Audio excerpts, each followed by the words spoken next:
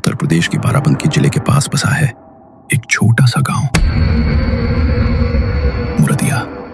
शांत सीधा साधा गांव, लेकिन एक राज छुपाए हुए।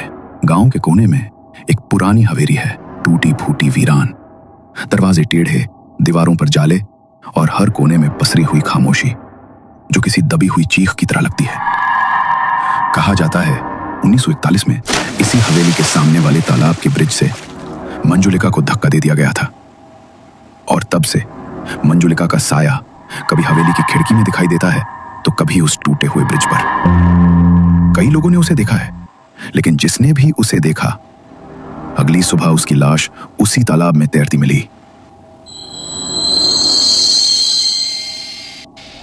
हल्की ठंडी हवा चल रही थी, झींगुरों की आवाजें लगातार सुनाई दे रही थी। कहीं दूर से कुत्तों के भौंकने की मध्यम आवाज गूंज रही थी। चाय के एक पुराने ठेले पर लालटेन की टिमटिमाती रोशनी अजीब सा सुकून और डर दोनों पैदा कर रही थी। चारों दोस्त अर्जुन, रागिनी, अंकित और मीनल गर्म चाय के कुल्हड़ हाथ में लिए बेंच पर बैठे थे। अर्जुन ने चाय की चुस्की लेते हुए हल्की गंभीरता में कहा, अरे तूने सुना, आज सुबह फिर एक लाश मिली है उसी तालाब में, वही ब्रिज के पास। हाँ, मैंने भी पढ़ा अखबार में। पुलिस को है ना कुछ करना ही नहीं है, हर चीज को मंजुलिका का साया कहकर टाल देते हैं ये लोग। सीरियसली यार, कौन सी सदी में जी रहे हैं हम लोग।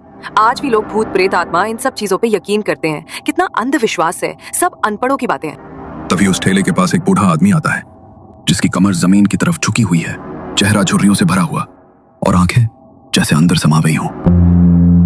वो उन चार दोस्तों की तरफ देखते हुए कहता है, हंसी उड़ाना आसान है बच्चों, पर उस हवेली में सिर्फ दीवारें नहीं है, वहां एक कहानी आज भी अधूरी है। एक आत्मा है जो अब भी इंतजार कर रही है अपने धोखेबाज प्यार से हिसाब बराबर करने का।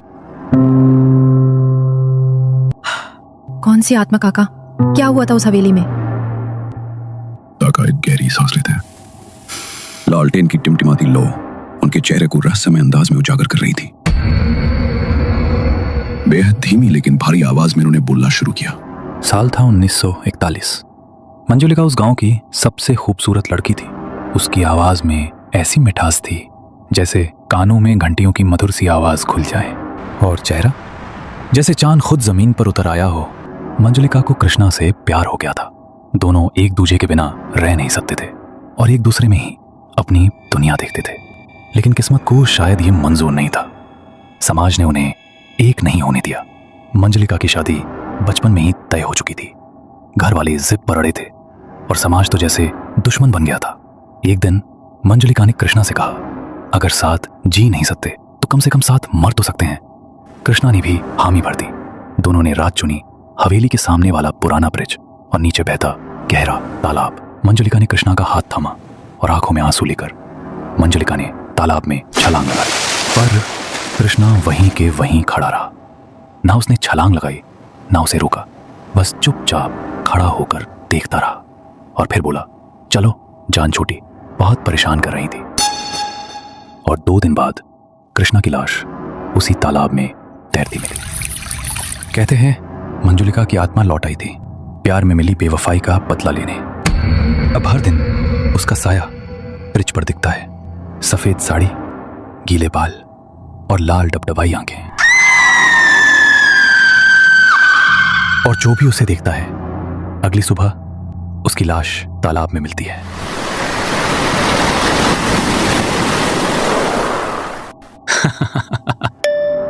यार क्या स्टोरी सुनाई काका ने, मतलब सीरियसली इतनी डिटेल, इतनी फीलिंग। अगर ये मूवी बनती ना तो थिएटर में सीट से चिपक जाते सब। पूरा फर्स्ट डे फर्स्ट शो वाला हिट होता। खाई, सच में एकदम जबरदस्त स्टोरी थी। हॉरर, थ्रिलर, सस्पेंस, प्यार, सब कुछ था। और वो आत्मा भी। और जिस तरह काका ने बताया, हर सीन मेरे दिमाग में विजुअल बन रहा था। नेटफ्लिक्स पे आता तो मैं बिंज वॉच कर डालती। और इस स्टोरी का प्लॉट, उफ भाई, सच में ऐसा लगा जैसे कॉन्जरिंग और डीडीएलजे की शादी हो गई हो। एक तरफ भूत, दूसरी तरफ इश्क। वो मंजुलिका का ब्रिज वाला सीन ना, सुनते सुनते मेरी चाय ठंडी हो गई। काका ने ऐसा डायलॉग मारा कि मैंने तो कुल्हड़ नीचे रख दिया। चलो जान छूटी। अबे ये कौन बोलता है भूतिया ब्रेकअप के बाद? तुम सब सीरियसली मान भी गए काका की डरावनी प्रेम कहानी को? मतलब प्यार, धोखा, ब्रिज, आत्मा और फिर क्लाइमेक्स में चलो जान छूटी। काका को ऑस्कर दिलवा दो कोई। ऑनेस्टली कहानी सॉलिड थी, एंटरटेनमेंट फुल ऑन था, लेकिन भूत प्रेत, कम ऑन गाइस, वो सब तो सिर्फ ओवर एक्टिव इमेजिनेशन है। मुझे तो लग रहा है काका नेटफ्लिक्स बिंज करके आए हैं। गाइस चलो तो फिर आज मीटिंग फिक्स करते हैं मंजुलिका के साथ। काका धीरे से खड़े होते हैं। उनकी आंखों में चेतावनी साफ झलक रही थी। चारों दोस्तों की ओर देखते हुए काका ने सख्त लहजे में कहा, मजाक उड़ाओ बेटा। बहुतों ने हंसी उड़ाई थी, फिर वही हंसी उनकी चीख में बदल गई।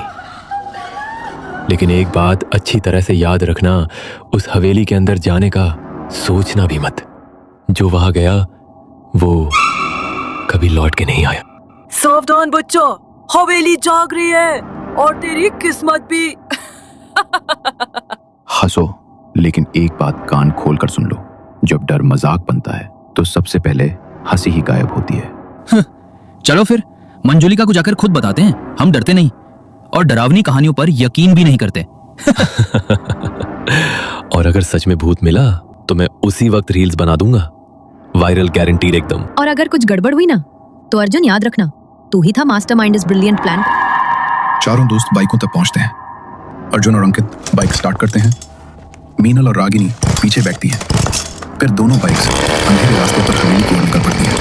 पीछे सिर्फ उड़ती धूल और सन्नाटा रह जाता है। काका ने उन्हें दूर से जाते हुए देखा। उनकी आंखों में डर साफ साफ दिखाई दे रहा था और होठों पर एक फुसफुसाहट के साथ उन्होंने कहा, अब इनमें से कौन लौटेगा, कौन नहीं, ये अब सिर्फ और सिर्फ मंजिल का तय करेगी। रात के करीब 12 बज चुके थे। चांद बादलों के पीछे छिपा हुआ था। हवेली की तरफ जाने वाली पगडंडी पर चारों दोस्त अर्जुन, रागिनी, मीनल और अंकित बाइक रोककर पैदल चलने लगे।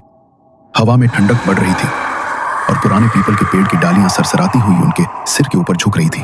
तो दोस्तों, क्या सच में उस हवेली में मंजुलिका का साया था? क्या हुआ उन चार दोस्तों के साथ? जानने के लिए सुनिए अगला एपिसोड।